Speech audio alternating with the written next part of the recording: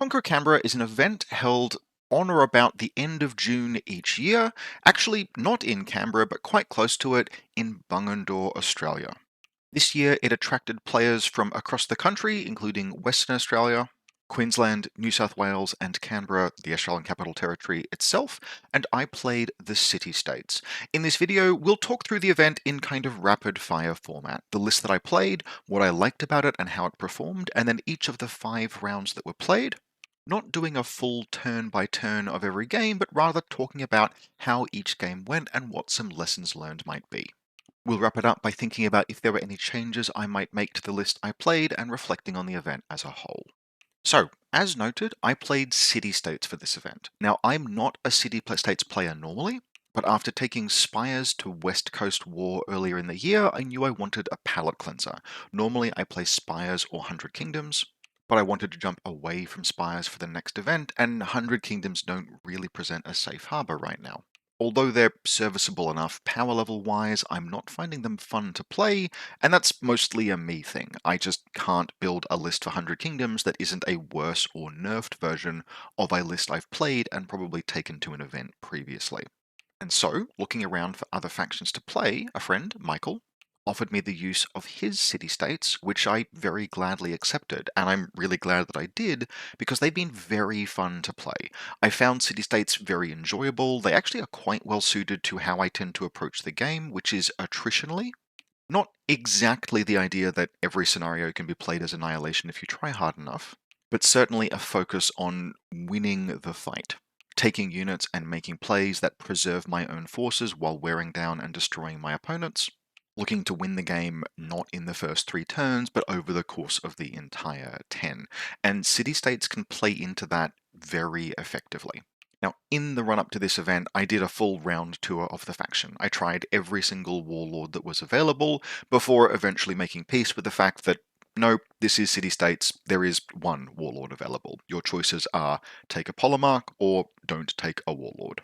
I did try a lot of lists with the Eparchos, but the Eparchos is a very expensive character that must by definition go in a very fragile unit that you want to spend aggressively.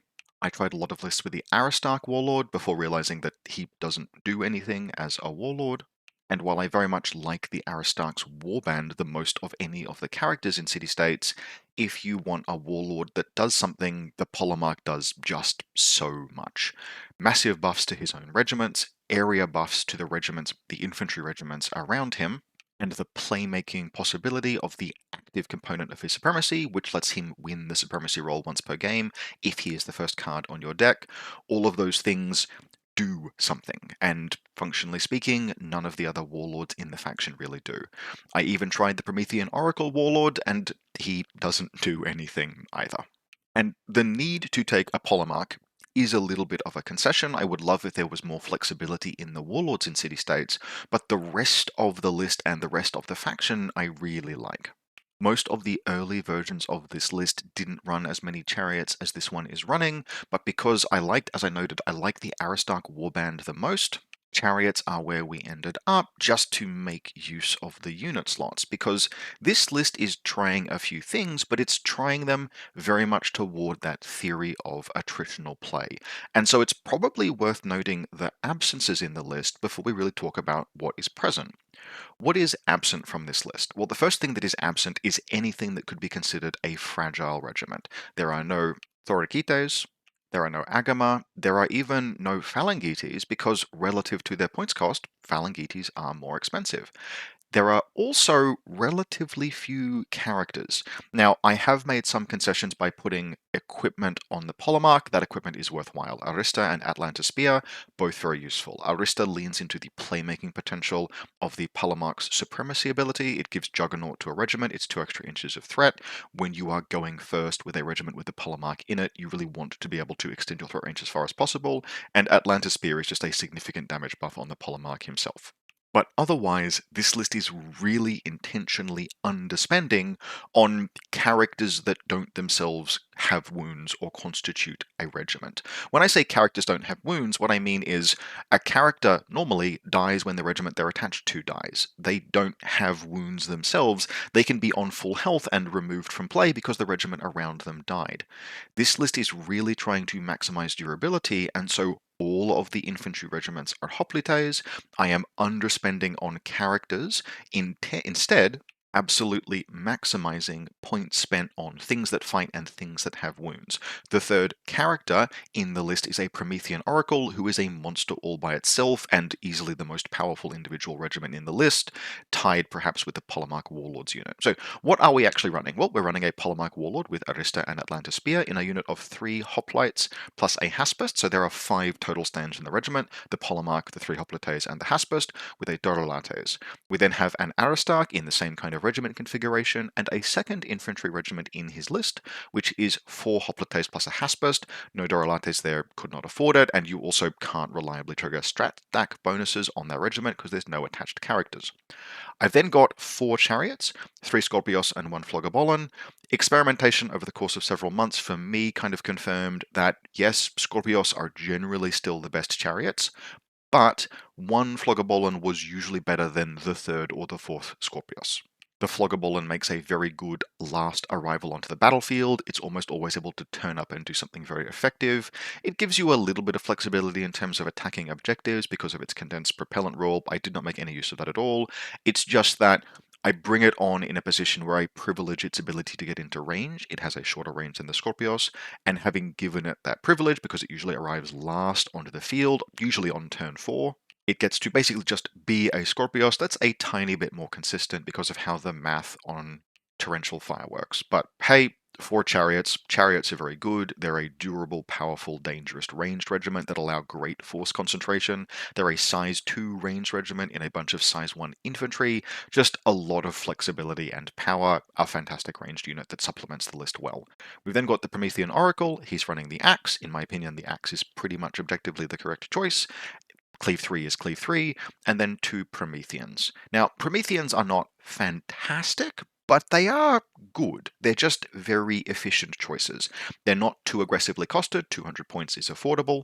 They add interference into the list, which I value very highly, and if I wasn't taking those Prometheans, I would be having to spend 10 points somewhere on Premodynamic Globe, for example, so that abrogates their cost a little bit more.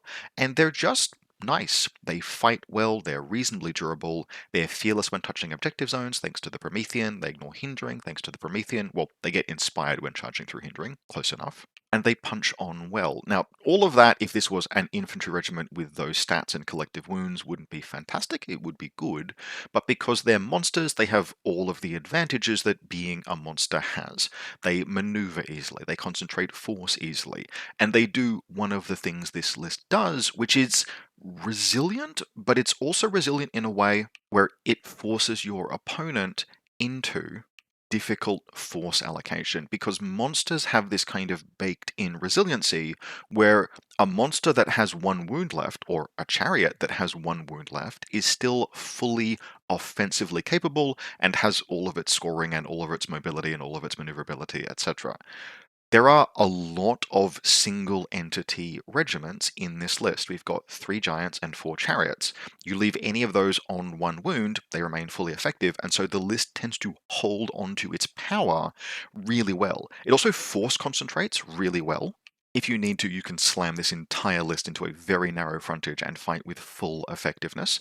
I had multiple games in practice where you had chariots sitting in and amongst all of the infantry, or firing over the infantry, or combined formations of infantry and giants, or even in some cases just 2 or even 3 giants fighting in a narrow frontage while the infantry held other space. It can really compress down while still putting all of its force into the opponent, which means it's very good at defeating things in detail. And then finally, just in terms of the attritional plays that it makes, it's a list that just tends to be very good at getting lucky. Now, okay, what does that mean? That sounds a bit weird. What I mean is that variance will play in this list's favor over the course of a game. There are a lot of mechanics that are present that feel like high roll mechanics, but when you add enough of those together, they will just perform consistently. There are 2 infantry regiments with relentless blows, and 3 ranged regiments with rapid volley, and you just roll enough dice that the ones statistically average out, and you get the full effect of those. Those effects tend to arrive in spikes, but with so many of them, they will arrive in spikes consistently over the course of a game. The list also, just thanks to the weight of the different regiments, that is 9 mediums and 1 heavy, it handles a reinforcement roll variance really well. It's not going to get, like, it gets lucky or unlucky with reinforcement rolls exactly as often as everyone else does. There is a tendency toward consistency because you just have a huge pile of mediums and 1 heavy. You order the heavy on turn 3, and you're just rolling for mediums with a ton of choice.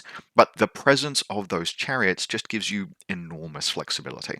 One of the biggest buffs city-states ever had was disguised as a nerf with the removal of flank from chariots. Chariots don't need flank. They never needed flank. Chariots are a perfect regiment for arriving late, especially with the addition of Vanguard. The change from flank to Vanguard was definitely a buff. But even if they did not have Vanguard, they would still be able to do the thing that they can do, which is comfortably arrive late but contribute extremely effectively to the board state on the turn they arrive. Now, Vanguard makes it much nicer. That's part of the reason why chariots are so good. But the fact that this list gets to roll a bunch of mediums on turn 2, maybe bring on 1 chariot if you need to score a zone, but otherwise begin your infantry marching up the field, and then on turn 3 and turn 4, as the fight begins to be joined, reinforcement lines are set, have chariots appear in response to your opponent's force allocation and immediately take shots into things and begin to tip the balance in your favor is just, it's really nice and it's really strong, and it's why even early versions of this list that did not run the Polemarch Warlord in favor of multiple Aristarch band lists had a strong tendency to include at least 2 chariots as dedicated late arrivals. Noted, given my druthers, I actually would like to have used companion cavalry more. I would very comfortably, for example, have taken, say, 2 companion cavalry over 2 of the chariots if I had that option, but chariots and companion cavalry are mutually exclusive and they don't exist in the Polemarch's warband, so I was stuck with the chariots, and that's by no means a significant problem. The chariots are very, very good. Overall, I was very happy with this list. There's actually nothing about it that I would particularly change. I think the hoplites in particular are absolute performers, and I think city-states players do need to pay more attention to them, because just that level of defense and durability on a very efficiently costed regiment makes them enormously useful. I was even able to use the hold ability multiple times over the course of the event, once to particularly decisive result, which we will get to. If you are a city-states player looking for something different, look, there isn't too much in this list that is enormously different, but if you haven't tried the Promethean warband, or you are still running things like Thorikites and Phalangites, give the Hoplites a try again. They're really, really good now. So into the event and round 1. Round 1 was against local player Panda, playing Spires and an Underspires list. He's running a Merchant Prince Warlord with linked neuroreceptors in a unit of 6 Force-Grown drones, a Consumption Beast, a Biomancer with Biotic Renewal that allows healing of the regiment that he's in, with the Grotesque Elixir, that's the once per game heal, and this is where we start to see the theme in this list emerge, because the Merchant Prince lets you roll a bunch of dice and then use your supremacy rolls as more dice to fix dice results. What you're looking to do here is try and roll a 5 or a 6 at some point, and then use that to fix the once per game roll of the Grotesque Elixir as a big heal for the Consumption Beast, turning Consumption Beast on early, which is exactly what Panda would do. We've got a Desolation Beast, just a very good monster, very powerful range presence, a Lineage Highborn with Ossified Carapace, which gives Hardened as a draw event. She's in 3 Incarnate Sentinels, an Abomination, and a High Clone with Master of Flesh, Convulsive Doom, Muscle Memory, and Grafted Limbs in a unit of 6 bound clones with the Assault Preceptor. Now, if you haven't seen how this guy works, Not only is he very dangerous on his own merits, but when he dies, he can respawn. When he dies, he goes down fighting. His die fighting has an extra 2 attacks thanks to Convulsive Doom. Master of Flesh lets him respawn and then potentially do that again. Now, there is a significant problem here, which Panda was well aware of, and when I pointed it out, he was like, yep, no, that's intentional. There is only one way for the High Clone to die and respawn in this list, and that's in a duel. Because he can only respawn into a regiment that shares his type, that's infantry, which does not otherwise have a character in it, there's nowhere else for him to respawn. So he wants to fight a duel, do some damage, die fighting, except that you don't die fighting when you die from a duel, so that doesn't really work, but bear with me. Come back, maybe duel again, and then die fighting when his regiment dies. This is a little harebrained. What this list needs to make use of the High Clone is just one or two other, even if they're just Force-grown drones, something for him to respawn into, and you could accommodate that pretty easily by just making the regiment that he's in cheaper. Now, this is a Spires list that is trying to play lots of Spires schemes, and so I absolutely don't begrudge Panda at all for trying to pull off as many of those wacky things as possible, and some of them would even play out. Ultimately, though, I do have to critique this list. If you're a Spires player looking for things to play, there are things I would recommend against here. Probably the most interesting thing for me personally about this matchup was I am outspoken against the Merchant Prince. I've played the Merchant Prince as the Warlord several times, and my general assessment of the Merchant Prince is that he is a massive trap who tricks you into thinking that he's better than he actually is. The fate dice, the dice that he rolls, feel powerful, but it's very important to recognize that they do not actually let you do anything that you couldn't already do. You could always roll a 6 to charge. You could always roll a bunch of 1s on an abomination. And because you're fixing the dice before you make the roll, you'll never know what you could have accomplished, and so it feels like you're making some sort of decision that is powerful, but in practice, the actual playmaking opportunities are not as significant as you would think, because your opponent is going to play around all of the same things that you're going to try to play too. At least in my experience, there are many, many occasions where I ask my opponent what the maximum possible charge distance of a regiment is, and I sit outside that charge distance. And so it doesn't matter that you've got a 6 there in the Merchant Prince's dice pool that you could use to fix a charge, because I'm just not going to give you that charge anyway. And that makes him just not as valuable as he seems, and that's a problem because the entire rest of the kit is dog shit. He is a very expensive character that is just not good. Like, he can't fight. He barely provides any meaningful buffs to his regiment. He is hugely expensive, and so taking him is a good way of effectively playing 100 points down in a game where every point matters. And Panda is a wonderful opponent, but he's doubling down on that problem with so many of the other things that are in this list. He is spending tons and tons of points on characters with upgrades and tools and schemes, and the collective effect of that is that I effectively played a 2,000 point list against a 1,500 point list, and that only goes one way, even before you take into account the fact that there are probably not any Spires players in Australia that are more experienced than I am. And so this was always going to go one way for poor Panda. Now, how did the game actually play out? Well, we're playing Breakout with the 3 objective zones across the center, and 2 objectives contesting the central objective zone that you have to destroy before you can score it. Panda would get a almost perfect roll on the Merchant Prince dice pools, a lot of 1s, couple of 2s, and then a 5 and a 6. He would use the 6 plus a single strain effect to get the Consumption Beast into full power very, very quickly. He would use the 1s on the Abomination to roll 16 hits on the charge, but it was charging into a regiment of Hoplites, and Hoplites are tough. They're just strong. Even with Cleave and Terror, you can see the Polemarch is hanging out back here within 8 inches. This is the Aristarch's regiment. The Aristarch has given his regiment untouchable, and so against those 16 hits, I'm saving on 3s, rerolling 6s, and then I'm making my resolve rolls on 5s, rerolling 6s, because the resolve of a phalanx regiment that still had size at that point, or it may even have been 4s, rerolling 6s, but I took a whole bunch of damage, but that was all of the Merchant Prince Fate Dice 1s. It did a lot of damage to this regiment, but we can see the cow is still alive on 6 wounds at this point in the game, and that's blowing the entire load. I'm going to kill the Abomination next turn, I'm going to push on through. I am not going to give the High Clone over in this Bound Clone regiment the plays that he wants to make. I'm going to use the Polemarch's Supremacy ability to punch into them before they activate Bastion, plus some Chariot Fire to absolutely blow through this regiment, and I'm just able to strangle Panda out of the game. I've got so many more points than he does in practice, and Breakout is a sufficiently slow scenario in the sense that there's no kill points or anything like that. You want to get onto zones, you want to hold them. He has points tied up with Force-Grown Drones with the Merchant Prince flailing into this objective over the course of several rounds. I am usually very happy to let people punch objectives while I punch them, and that's no exception here.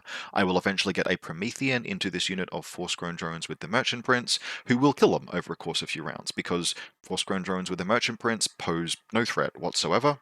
Despite looking quite impressive, the fact that the Merchant Prince does nothing means that this is almost 300 points of complete deadweight that will be easily killed by 200 points of Giants, and the game just gets strangled out over the course of that. I think I score something like 70 points to 6 over the course of this game, and Panda was an absolutely lovely opponent. He is wonderful to play.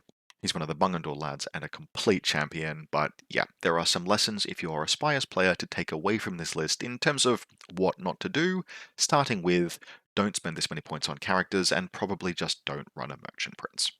On then to round 2, and round 2 is against Nick, who I believe is from Queensland in one of the northern towns, playing Euroni. He's running a Kitsune Bakasu Warlord, and this is a list that is running wide by Euroni standards, which I personally really like. So we have the Bakasu Warlord with Kenshibu Dancer. Kenshibu Dancer is the mastery where every wound that she deals counts as 2 for resolve, and so she can really spike through a unit thanks to deadly blades on her, can do a lot of damage, and then that damage is doubled for resolve. Lets her just absolutely solo some regiments by herself, and she's playing in a regiment of 2 Oni. There's also 2 Tengubushi, 2 more Tengubushi, and 3 Damaru Damashi. So we can already see the beginning of the list emerging here with just lots of these minimum-sized units that are very dangerous. We have a Daimyo with Haragi Master, that's the Aura of Unstoppable, quite useful for some, not all, but some Euroni regiments. The Oni obviously don't need it as they will often have Juggernaut, but things like the Kami and the Tengubushi do. The Daimyo himself is inside a unit of Kami. Kami are the most durable of the modular regiment stands, and so the Daimyo adds punch, while the Kami have durability. 2 more Kami, just as a good little hold and fight regiment, they would actually do very well. They would fight a Promethean and kill it by themselves, which was a bit of a the dice giveth, the dice taketh away moment, but always like me some Kami. We then have a Jorogumu Mahotsu, that is the spellcasting Jorogumu with 2 Oni and 2 Kappa, and she would be very interesting in this list. Now, she's been changed recently, all of the Jorogumu have, to be less durable. They used to be, for their points cost and weight class especially, one of the most durable regiments in the game, to the point that it was actually a problem. There was basically no attack you could deal to them that would be effective. That's been wound back since. Now, you can actually, I mean, they're still very tough, but you can fight and you can kill them. Do you have Cleave? Do you have Armor Piercing? Do you have Terror? These rules will actually matter. But in exchange, her spellcasting has been shifted, and she does a very interesting thing now that Nick was making use of. To some effect, I think he needed to play this game slightly differently, but what he was tending to do was, in order to close, the first units that he would extend forward would always go in double buffed by the spider. She would give them +1 defense and counterattack and parry, and that makes a unit pretty difficult to kill. If you're going to have to extend something early, extending it under those defensive conditions is very solid. Finally, we have a Kitsune Onmyoji with Shamisen. That's a small, I had 20 points left exactly, and it was difficult to upgrade anything buff that turns off enemy buffs from spells when in contact with her. That should not happen particularly often because she's in a range unit of Tengu Aikashi. She should not be in contact with things often, but she's a very cool spellcaster. The most notable thing that she does and did this game was give -2 to the resolve of some regiments. It's -1 resolve, but if the regiment has not activated, -2. And so She's very cool. I really like the changes that have been made to her with the most recent update. And overall, what we have in this list is wide Euroni. And just to mention that to begin with, I really like that as a Euroni archetype. We have seen a couple of times now a meta cycle where someone kind of figures out that Euroni have a very efficient points to wound ratio and build like Death Star blob Euroni lists. My experience with these kind of lists is that they tend to be relatively simple skew lists. It's not so much that the player wins with them, it's that their opponent loses because you have to adapt your play and sometimes your lists to dealing with a Death Star blob regiment, but they don't take an enormous amount of play on the part of the player using them. It's more just that they present a question. You can try and add some nuance to that question, but your opponent either has the skill and tools to answer it or they don't. Wide Euroni lists, I think, play better into Euroni's strengths. And there is a very firstly, the Euroni strengths is that all of these things are just good. Oni are excellent. Oni paired in little duos with the Tengubushi are excellent. You have all of these nice combinations of good stats relative to cost and good damage and speed, just like good quality brawler units, and that brawling plays into the Euroni stack advantage, which is that in addition to having 13 activations, you only have pretty much close to true activation flexibility. And the way that you want to maximize that is to set up a situation where there are lots of fights happening over the course of the table all at the same time. Because when you are organizing your command stack in a game, it's very common that any player with a reasonable amount of skill will be able to figure out what perhaps the best thing for them to activate first should be, and then usually have a pretty good idea of perhaps what the second best thing to activate second would, or the best thing to activate second would be. But beyond that, the possibility space of the turn and what your opponent might do and what you might do, it's pretty rare that there is a really clear, both players agree this is how the turn will go line for your second and third and fourth and fifth activations. Things tend to get a bit more chaotic at that point, and it's up to you to kind of just chart that course as best you can. Euroni can always pick the best card in each of those cases. That's what their deck allows them to do. And so the ideal game state for a Euroni list is where everyone is closely engaged or there are threats everywhere. And yes, perhaps your opponent as the Euroni player can pick the best one regiment to activate first, but you can pick the best regiment to activate second and third and fourth and fifth, and advantage accrues that way, where you pick a regiment that can punch down something that hasn't activated yet, secure some advantage, and keep doing that. And Nick was not quite able to do that this game. I actually forgot to take a photo. Thanks very much for the TO for taking photos over the course of this event. So that photo there is one that he took and shared after the fact. We are playing head to head. My reinforcement arrivals have been a bit slow and a bit weird, but compared to Euroni, Euroni will always be on zones faster than you will because Tengu are just one of the best regiments in the entire game for getting up the board quickly. They are tremendously fast. They are very, very good at securing space on zones like the central head to head, and that's what Nick did in this particular game.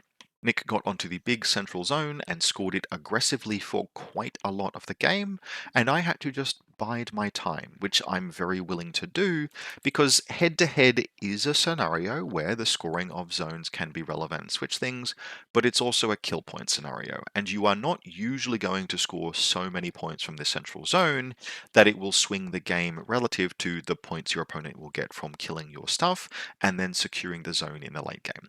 Head to head is actually an attritional scenario, and it tends to take a lot of player effort to swing it away from that.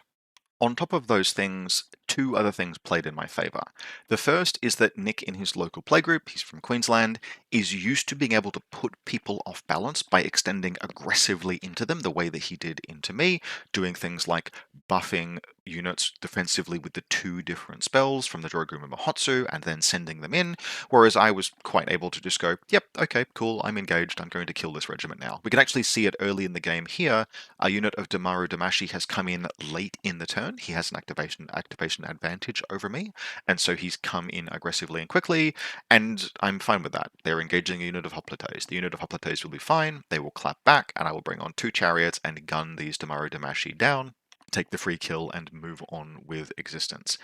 If you can engineer isolated situations where something like that happens, that's one thing. But I had a solid and cohesive line. All of my units were supporting one another. The chariots were yet to arrive. Again, one of the great advantages of chariots is how well they contribute to the battle on the turn they arrive.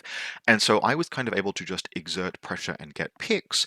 And having exerted that pressure myself in response to what Nick thought were pressure plays, and having gotten picks, he then kind of felt like he had to double down, like he had to secure the zone, hold me off of it, push forward and keep me away, and that just isn't a winning play in head-to-head, because every unit that I kill scores me 2 points.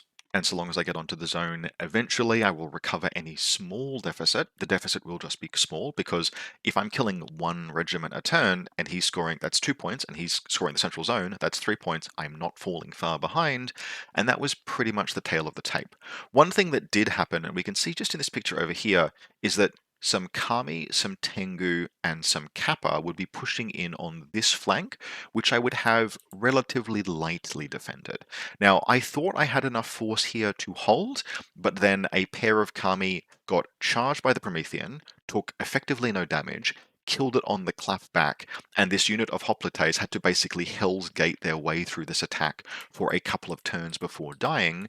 They were able to hold to the point that only one regiment broke through and secured my far zone, but a regiment did break through and secure my far zone after all of this death and destruction had happened over the corpse of the fallen Promethean. That would not be enough to shift the game for a couple of reasons. The first one is that I did decisively win on this flank over here. I would clear these regiments out eventually and I would secure the zone, and then, because this is city-states, although there would be one unit hanging out over here, I believe it ended up being the unit of the Kappa, I could just dedicate a chariot to run over here onto this zone, and there was nothing left at that point to contest it. So that would keep the score closer than it had been in the previous game, but this was still a 55 to 33 point win for me, which got me on into round 3. Round 3 would be a particularly interesting game against Old Dominion, playing against David, running a Fallen Divinity Warlord. Now, David is a Fallen Divinity Warlord expert. He has run her many, many times, and he made very good use of some of the changes that we have seen to her in the most recent update. She didn't have a full rework, she effectively runs quite the same way, but the changes in the most recent update to Old Dominion significantly adjusted her early game resilience. Now, I have played the Fallen Divinity in events before. I have won an event with the Fallen Divinity. I have won it under the old rules, and in the old Fallen Divinity rules, she was far more fragile than you would think in her early incarnations before she had picked up Dark Power and moved on to Tier 3.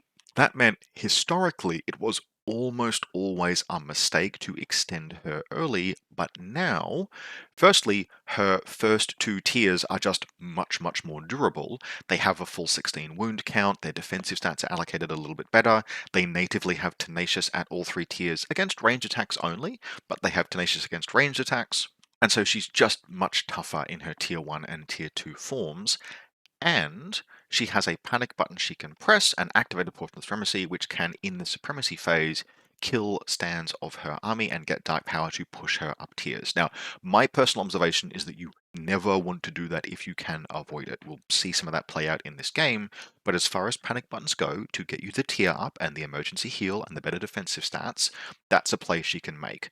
So David is an expert Fallen Divinity player who's played her many, many times. He's a more experienced FD player than I am. And in this game, he would make a lot of use of that early game durability. So he's running a Fallen Divinity with Eternal Discipline. In my opinion, this is the correct upgrade to take on her. You can also give her Dread, but I think Untouchable is the more valuable rule because it works against both ranged and melee. It's not conditional.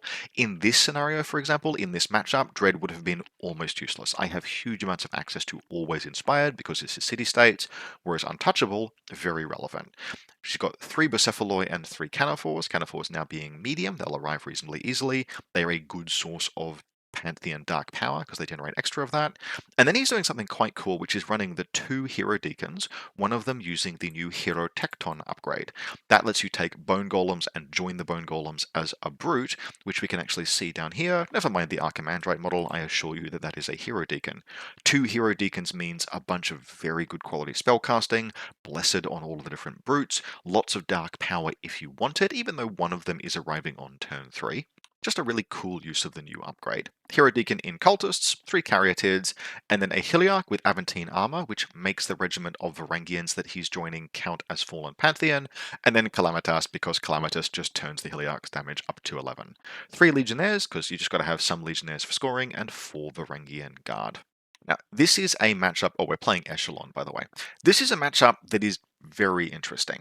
Under normal circumstances against Old Dominion, I would quite like city-states in this matchup, and I quite like them anyway, because with just one chariot, I can get onto my Echelon zone early, and not every Old Dominion list can get onto this objective on turn 2.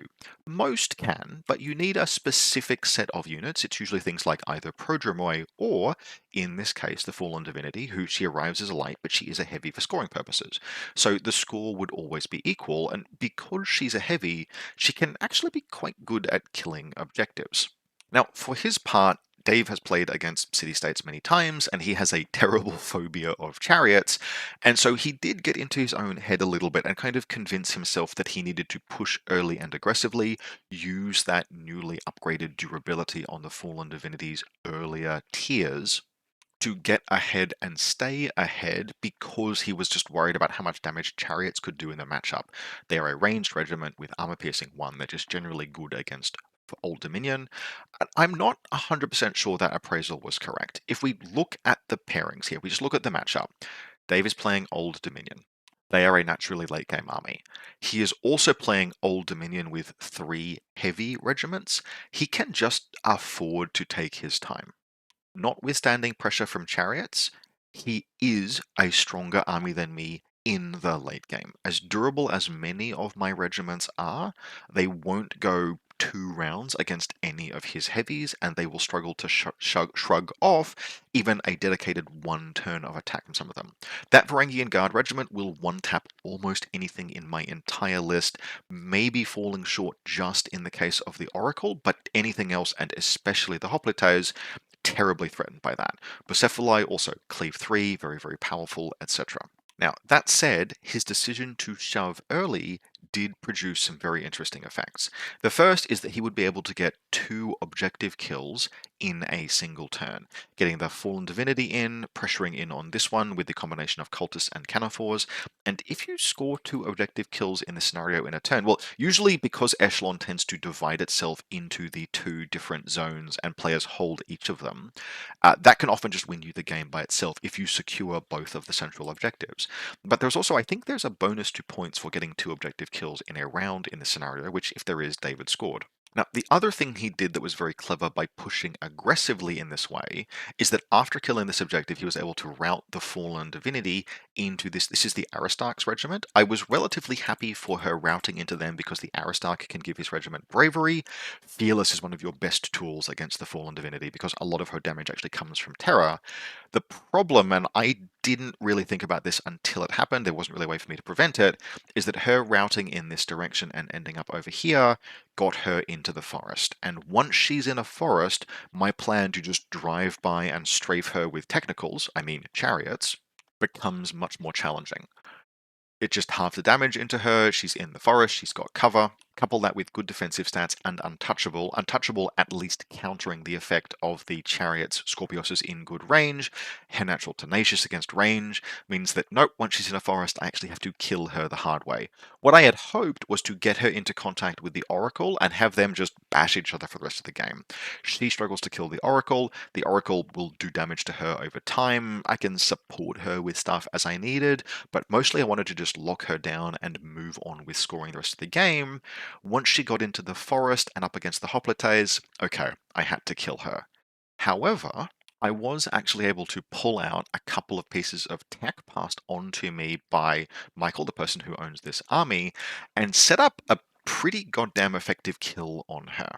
Once she had gone into these Hoplites and was positioned here, the Oracle was positioned to charge her in the flank, and that kicked off a series of attacks. Now, she would end up chaining through all the way from 1 up to tier 3, and it would kill her even through those heals, because as durable and as powerful as the Fallen Divinity is, there are some things that will put her down. She struggled, once I got Bravery up, she struggled to put too much damage into the Hoplites. The Hoplites did a little bit of damage back to her, but what actually genuinely put her down was some tip damage from the chariots and, firstly, the charge clash with Opportunist, thanks to hold from the Oracle, and then next turn it was Bravery on the Aristarch, clash from the Aristarch's unit, they take some damage back, strat stack, and then off the strat stack, the Oracle activates. The Oracle coming off the strat stack means that he has always inspired, which means he doesn't need to perform an inspire action, which means he gets to declare a clash without performing a second action. It has Opportunist from hold, it's inspired, so that is a lot of hits with a very high cleave. She's already damaged from the previous clash. She's had to use her supremacy to emergency power up. He does a bunch of damage anyway through Blessed, and then he declares a duel. Now, I don't believe you get Opportunist on the duel, but you do still get inspired, and so that's a bunch more hits, which to the wound, but just to the wound, puts her down. And so that's how this list was able to kill a fallen divinity through all 3 tiers of healing in 2 turns, which I 100% needed to do because the rest of the game was getting dicey. Recognizing the threat that the divinity's potential death posed, David, and you can't see it in this position here, but David had very aggressively pushed Varangian Guards up and around the board. Varangian Guards in this list make a surprisingly good late arrival despite the multiple heavies, because the Heliarch gives them double time, and with double time, they very quickly postured around to threaten this objective zone. Between the Varangian Guards and the Canophores and Bucephaloi turning up, I had a single unit of no character Hoplites to hold them off. Now, a little bit of competitive geometry was able to do the trick here. It wouldn't have done it long term, but I was able to move the Hoplites up in a position where the Canophores could charge them, but anything else was either blocked up or only getting a single stand of contact. And as a result, this unit of Hoplites, they would absolutely die, but they held Hell's Gates against a truly tremendous amount of force for just 1 turn longer than Dave had really hoped. Now, if he had been willing to just march again with the Varangians and come around and hit me from the flank, he would absolutely have gotten this zone. But by that point, the Oracle and these Hoplites were beginning to route back around towards this position and arrive in time to reinforce it. That let all of the rest of this force push up towards Dave's objective. They would engage these bone golems. Bone golems are quite well suited to doing things like engaging hoplites and chariots, but this is the Polemyx regiment. It does a lot of damage. It's very dangerous, and I would frankly end up bringing 2 Prometheans in off of this flank to engage them, support, and decisively win over here. So Dave and I effectively traded our flanks, but although each of us was able to bring Crushing Force to bear, I was able to hold for just long enough while taking over his objective, and he was not quite able to push through to mine, and I was able to reinforce it with the tools that had finished killing the divinity and angled over. He would do a game stand over here, trying to keep me off of this last objective, but I would be able to route the Oracle around toward it by the end of the game, which would end with a 43 to 14 point win to me, leaving me undefeated going into round 4. Round 4 would be against Ewan from Western Australia playing Nords, and you may be familiar with Ewan because I think he has featured in most of the other tournament reports that I have done on this channel. He is a prolific traveller. I returned the favour and went over to Western Australia to play one of his events earlier in this year, and there has never been an event that we have both been at that one or the other of us haven't had to play the other on the way to the finals, and this would be round 4 where we would have our destined meeting. Now, before I talk about the game, let's run through Ewan's list. He's running the this is very good Nord stuff, making excellent use of some of the tools that have been added to Nords over time. The very particular one being a very nice thing was changed about Nords in the last update. They got almost a pseudo rework, with the most important holistic change by far being that they have more than one warlord now. Prior to the most recent updates, Nords were very much in the city-states position, where they were a good and interesting list with faction with some solid options, but those options did not extend to their warlords. They were a mono warlord faction. You basically just took the Volya, and the Volya was what you took. Now, there are multiple interesting and compelling Nord warlords, although probably the most powerful of them is the Shaman. It's not a monoculture at this point. I do think the Shaman is the most powerful Nord warlord, but there are other options that you can take, including the old faithful Volya, but also the Jarl and certainly the Konungur. And Ewan had won a tournament in Brisbane earlier in this year with, I believe, a blooded warlord. So there is a great deal of versatility there. The Shaman warlord, personally, I fear the most as city-states and in general because he's flexible and powerful and has basically two activated supremacies. They are very strong. Army-wide, enemy loses one on their march stat is a huge he's a huge speed debuff. Board-wide, everyone suffers half range is a colossal range debuff that can be very powerful into some factions. And the actual, I think this might be problematic aspect of his supremacy is that the third option just does 5 wounds to any one thing, no saves, no range limitations. As long as the shaman is alive, it can be used. And that's, frankly, that's a little bit emblematic of things I see developers do a lot, which is that they recognize something is maybe a bit not good for the game, they go about removing it, and then they put it back in anyway. And in the same update as this shaman got updated, we saw, very welcome, we saw a bunch of infinite range offensive tools that were very bad for the health of the game get removed from the game. Magma Laser Dwegom got adjusted in a way where now it's a bit more conditional. It needs to rely on terrain to get its threat extension. That was really good. Sorcerer King's infinite range offensive rituals got adjusted to have to key off of other things. That was really good. But in the same fucking update, as they got rid of all of those things, they gave an auto-tactical nuke to the shaman with no range or preconditions. God damn it, developers, stop doing this. Every game I play, this cycle seems to repeat. Now, it is just once per game, but when you have to account for the fact that your 20 wound tenacious fearless Promethean might actually be a 15 wound tenacious fearless Promethean, that can be a little bit of a mental challenge. I did have some consolation in, and this is a small consolation, every single one of the 3 activatable abilities of the Shaman Warlord was very, very good, and so frankly, any 2 would be very powerful against me, and so I would only have to deal with 2 of the 3. I was, in effect, presenting target saturation against all 3 of those supremacy abilities. I would just have to deal with 2, and I would end up being pretty happy with how I would deal with them. Shaman Warlord, very, very good. I do think that maybe the Lightning Bolt from God probably needs to be adjusted slightly, but the overall theme of the most recent Nord update, where they have all of these viable warlords, chef's kiss, very nice. Anyway, enough about that. The shaman is in a unit of 3 raiders with a captain. They will just serve as an objective holding regiment, but to note, the shaman has Jotun Shepherd. That's a very nice area buff that gives Indomitable 2 to Jotun giants. Mountain giants in particular are very, very efficient monsters, possibly the best statted just general brawlers for cost in the game, or at least very close, like competing with Steelforged, in some cases a little bit better. But a limitation that they have is that they are only Resolve 3, and Indomitable 2 just takes care of that completely. Very nice upgrade, but contingent on positioning, and the speed and flexibility and force concentration of the giants means that often they will have to just form wedge and push somewhere else, so only occasionally making use of that. We then have a Vargalord with Figurehead of the Naglfar and Pack Tactics, both very useful upgrades, but Pack Tactics in particular I like.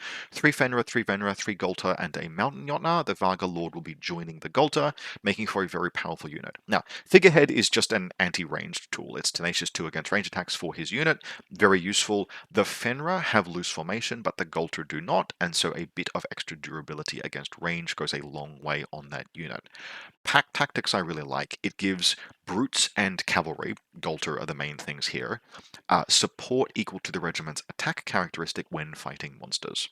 I like that choice a lot because one of the few, like, monsters are just very powerful in Conquest. There are a bunch of advantages associated with the monsters. Ewan is making great use of them with all of the giants in this list. And having tools that respond to those advantages is very strong. One of the advantages of monsters is that they are difficult to force concentrate against. They present just a narrow frontage, which means that you can't gang up on them with units. You can't have a big unit all fight them because you just don't have that much frontage. You can't get more than 3 stands in contact with a giant's front arc. Having the Golter be able to fully contribute 4 stands worth of attacks into a monster really lets you tear it down and overcome that advantage, and for what is a relatively cost-effective upgrade, as a meta read, a very good choice. We've then got a Blooded with Promise of Flesh. My understanding of Promise of Flesh is that it costs 5 points and therefore makes this a 2,000 point list, which is objectively the correct thing to do. 3 Stalkers, 3 Stalkers, 3 Golter, which the Blooded will join, and then a third Mountain Jotnar. So we have 3 Giants in this list, 2 Mountain Jotnar and an Ice Jotnar. The Ice Jotnar I really like because it extends, like for the same reasons I'm taking my Prometheans, right? 2 sources of interference in a list is just nice to have. It's part of why I am running 2 Prometheans, and having the Ice Jotnar in Ewan's list means that between the Shaman and the Ice Jotnar, he has 2 reliable sources of interference with decent-sized bubbles emanating off them. So this is just a good Nords list. It's making great use of many of their most powerful elements, the Jotnar, the Golter, the characters, the Shaman Warlord, and then nice, clever tech to give him an edge against many of the things he might be facing, including, it should be noted, city-states. Our lists are actually like kind of hilariously mirror matched because we're each running 1 big giant and 2 smaller giants, a bunch of blocks of things, a bunch of ranged stuff. Ewan has probably the most powerful warlord in his faction. I have definitely the most powerful warlord in mine. We even arrive with kind of a similar consistency. He has more flank than I do, but I am able to match him on arrival and speed conditionally if I need to. I can exert a bit more range pressure. And even in terms of activation count, he has 13 activations, no small feat with that quality of units that he's running. I have 12 plus the strategic stack, which equalizes that while giving me a supremacy advantage. And so this is a very nice matchup. This is a matchup where both players have strengths they can leverage, weaknesses they have to account for. He's got line breaker into my shield regiments. I've got playmaking potential that can go over the top of him with the Polemarch. My list is just much more robust than his is because he's running quite a lot of regiments that can't really survive a hit if it comes down to it, whereas everything in my list is at least a little bit durable. Although in many one-on-one matchups, I have to make sure that I concentrate force to respond. A Mountain Jotnar will beat a Promethean in a sustained fight, for example, although the Promethean can potentially kill the Mountain Jotnar if it gets 2 swings in before the Mountain Jotnar gets its 2 in. The Oracle probably beats the Ice Jotnar, but it is very close, etc., etc. Just a good, even matchup. Which kind of leads me into the one mistake that I made, I think, certainly this game, and probably the most notable mistake I made over the course of the event, because I did lose this game. And the mistake was not a mistake of play. Prior to the game, Ewan and I sat down, we caught up, we had a chat. The last time we had played had actually been quite difficult for both of us. I'd been traveling a very long way to play, Ewan was helping organize the event. And so just for the collective mental health of both of us, we just wanted to have a game where we were catching up with a mate. And so we did. And we agreed between the two of us that we would just play on into lunch so we didn't feel rushed or compelled. And the mistake that I made was thus. I didn't tell the tournament organizer. And so, 2.5 hours deep, he came round and said, guys, the round is ending, I need you to wrap it up. And I said, oh, we would like to play through lunch. And he said, I can't let you do that. And I said, damn. And so this picture here is at the end of round 5, which is not very far into the game at all, where we have to call it 18 points to 6 in Ewan's way. Now, to talk about the game as it... Oh, and by the way, I do not begrudge the tournament organizer their decision at all in that respect. Not only were they complete within their rights to insist that we play to the time that we were allotted, but they have to make sure the event runs smoothly. You don't just have complete luxury during a lunchtime to play on because tables need to be reset, scenarios need to be put out onto the tables, matchups need to be generated. And I think if I had thought about that, I would maybe have had the mindfulness to go and tell him ahead of time, hey, is it okay if Ewan and I play on into lunch? But I didn't. Ewan didn't think to either. And so we put the TO in an awkward position where he had to then tell us to wrap the game up. I really shouldn't have put him in that position, and I regret doing so, but we make mistakes, we learn, and we move on. To assess the game itself, we're playing declined flank here, and I am relatively comfortable both in the scenario and in the matchup, but it is a scenario where, if I can, I really want a good reinforcement rollout. Specifically, I am rolling 8 medium dice on turn 2, and that means the most common result is to roll 3 successes. The expected average is 2 2/3 of a success, the most common result is 3. Sometimes you get 2, sometimes you get 4. One game I got 5, this game I got 1. That's quite meaningful, because At least 2 successes, but ideally 3, is the magic number in being able to contest early Nord scenario presence in this game. Specifically, chariots are the only models that I have that can turn up on turn 2 and get to zones. The way to do that, by the way, and just in terms of, I will make this play multiple times over the course of this event, but to note it now, what I really like to do in scenarios like this with chariots is I move them 14.5 inches. They've got 14 inches of movement plus 4 inches of vanguard. 14.5 inches forward, and then use the remaining 3.5 inches of movement to do a 90-degree turn to pivot them up and around like that so that they're facing sideways along the table. That maximizes your reinforcement line in a list with no lights. It gets you a reinforcement line for turn 3 and 4. Well, 4 won't really matter, but turn 3 arrivals, i.e. turn 3 chariots, 14.5 inches up the board. That lets those chariots then quite aggressively come in off the flanks if they need to and contribute aggressively to fights on those flanks, while also scoring these zones. Now, the downside of doing that with even one chariot is that you are exposing your flank to things that are coming in on you from the enemy side. And Ewan, for example, is going to be arriving with Fenrir, which have flank and move forward very aggressively, and I don't want to be exposed to flank charges from.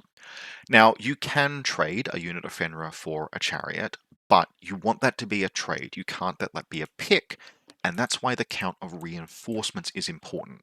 I want one unit of hoplites arriving for each chariot I push onto a zone, because as long as I have a unit of hoplites supporting a chariot, any attempt to, say, march charge, or even maybe make a fluid formation long-range charge clash with a unit of Fenrir, can be responded to by killing them with hoplites, which is at least a small points trade up. I threaten to get that kill, and that disincentivizes the attempt. By rolling very poorly on my turn 2 reinforcement rolls, I can't project that threat, so I can't make that play, which means we have to play for the long game. I'm pretty comfortable doing that as well, but it's not going to work if you only get to play 5 turns. Now, the game state at the end of the game here is interesting, and I will recount things that have occurred for the benefit of the audience. Over here in this part of the table, 2 units of Stalkers have been destroyed for the cost of 1 Floggerbollen. I was able to get quite a good play early in turn 3 or 4, where the chariots turned up kind of early in the turn and blew out most of a unit of stalkers at close range before they could activate. The other unit of stalkers would get pressured in, they'd have to move and engage, they would fight, and eventually both of them would chip down 1 unit of chariots, but they'd get taken by hoplites in the process, and so I'm down 135 points for the 2 units of stalkers. Over here, a unit of Golta. This unit of Golta has been bouncing back and forward this way and that way over the course of the entire game, trying to make sure that they are force allocated correctly. They have moved into the Polemarch's regiment. They've done a march charge and they have done 0 damage because tenacious is a really good rule.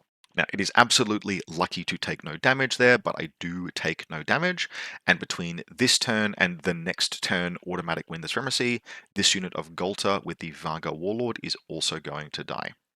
Over here and over here, 2 units of Fenrir have also been killed, and I am not down any regiments or any stands anywhere apart from the loss of this chariot and a number of wounds on this Promethean, which have been traded for an equal number of wounds, slightly more wounds actually on the Mountain Giant. Now, if I make the play to win the supremacy roll next turn on this Polemarch to kill the Varga, which I believe is the correct play, Ewan's first play with the Mountain Giant is to kill the Promethean, which does begin to swing things, but we can see the shape of the attrition fight that is taking place. It is not, and this is very important, it is not a foregone conclusion. Because at this part of the game, Ewan is up 18-4. You can score 8 points a turn in decline flank if you get far enough ahead. Ewan's goal is to prevent me from ever getting far enough ahead for that to happen. I think it is possible for him to do it, but we would never be able to find out.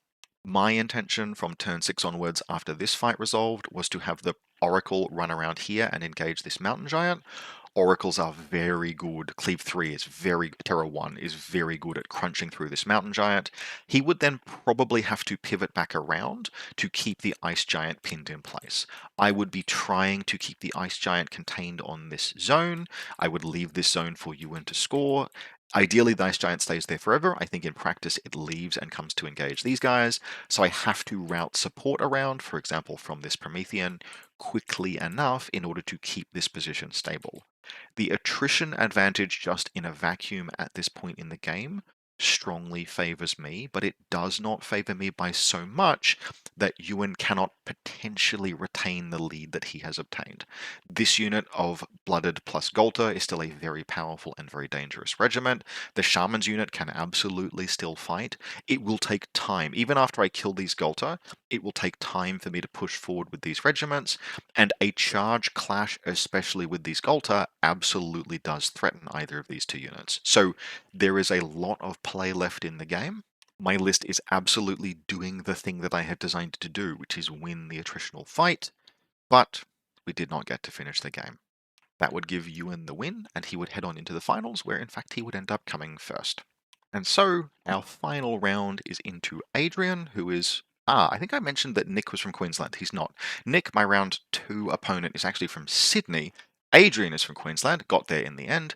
Adrian is playing a very interesting Weavers list.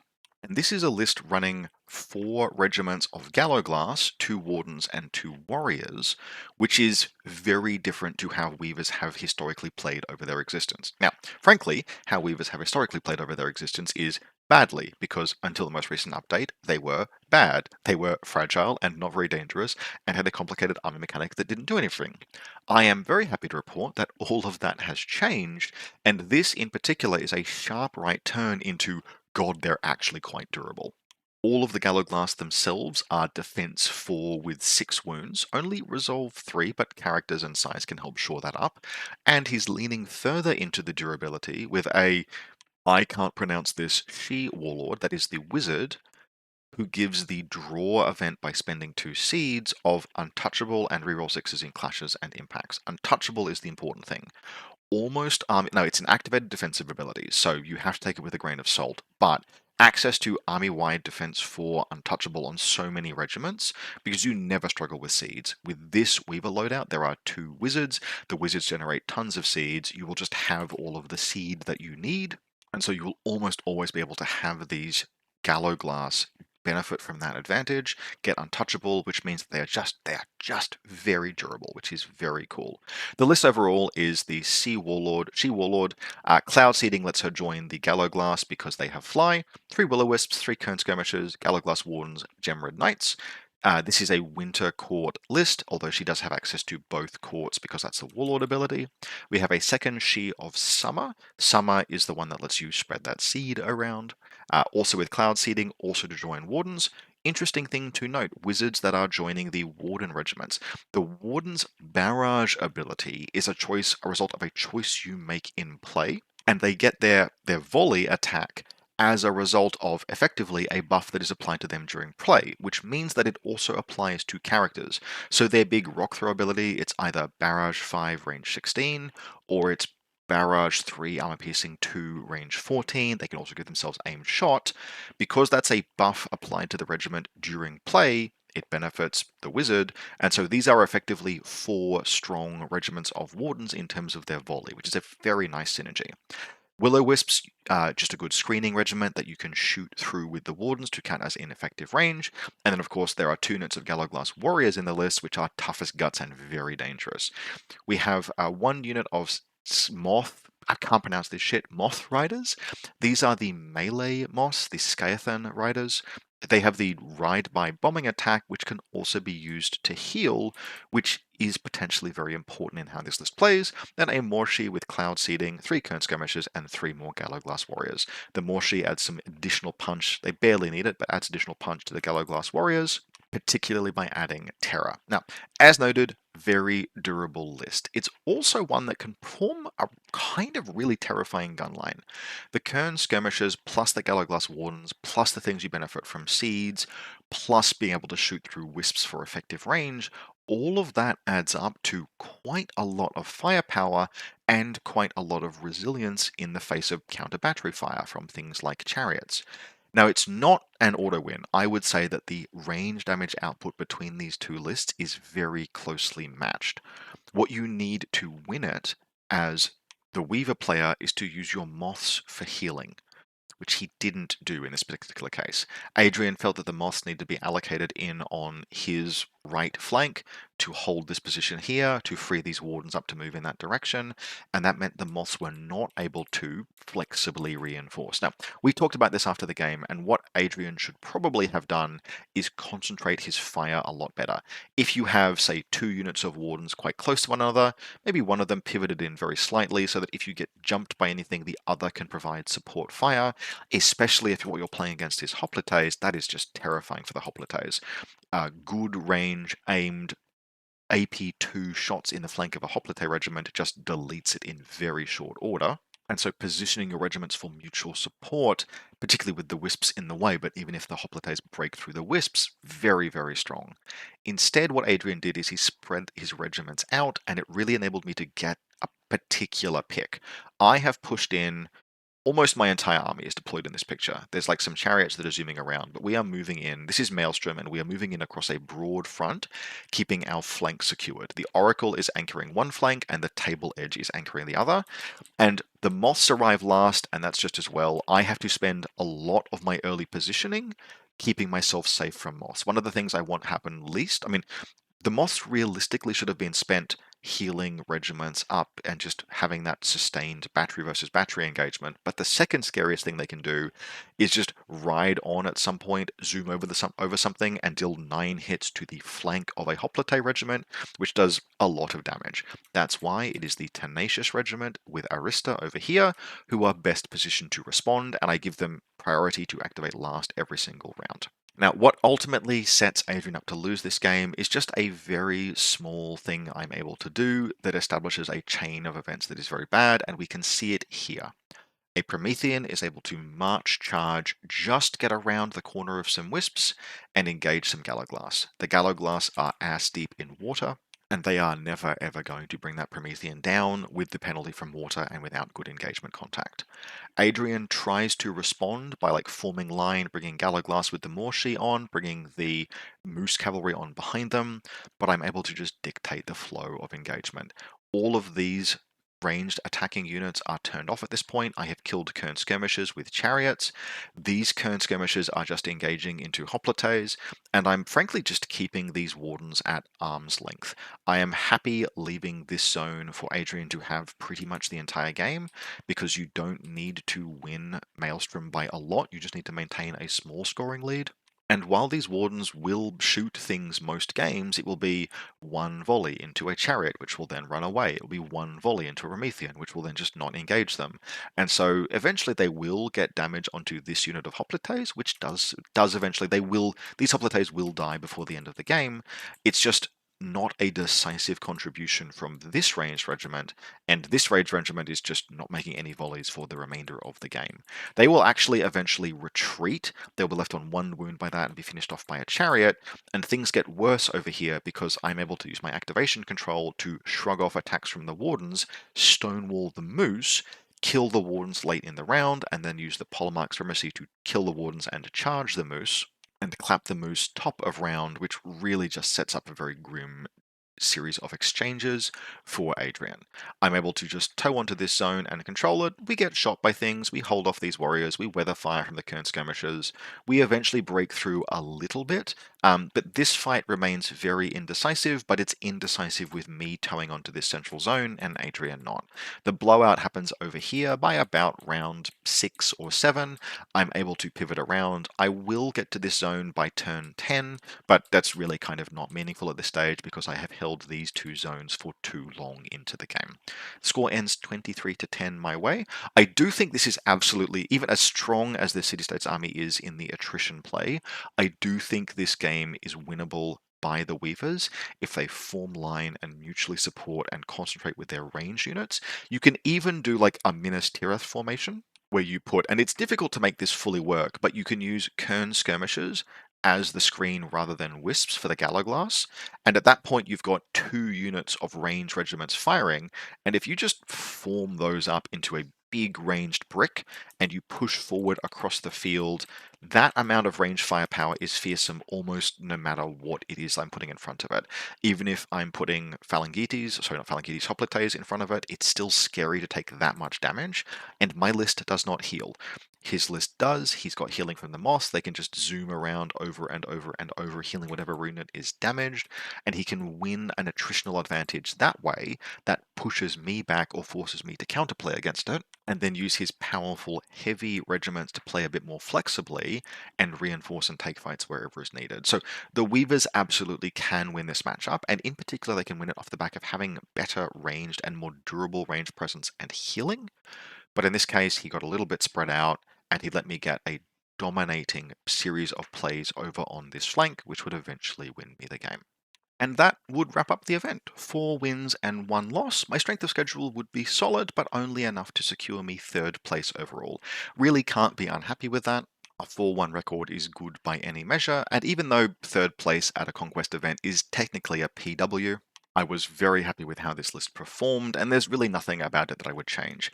If you're a City States player and you would like to try an aggressively attrition-focused list, I can strongly give this a recommend. Very happy playing without Thorokides, without Phalangites, without Haspus or Inquisitors. I did play several games I did quite like actually running an Eidolon in a Hoplite unit, but this list has turned out to be probably my favorite current City-States list. I am told that City-States are looking toward a rework at some point in future, but for now, can very strongly recommend this. It was a great 2 days. I am very tired recording this, but I had a really good time, and a 4-1 result, particularly given the circumstances of that 1 loss. Can't be unhappy with that. Think the list did very well, had a very good time. Hope very much that you've enjoyed this. We cover Conquest only occasionally on this channel, but if you'd like to support the channel, you can do so. Give this video a like, hit subscribe, and if you'd like to support the channel financially, you can do so via the Buy Me a Coffee link in the video description below, or by becoming a channel member on YouTube. Otherwise, I hope very much that you've enjoyed this, and we'll see you next time.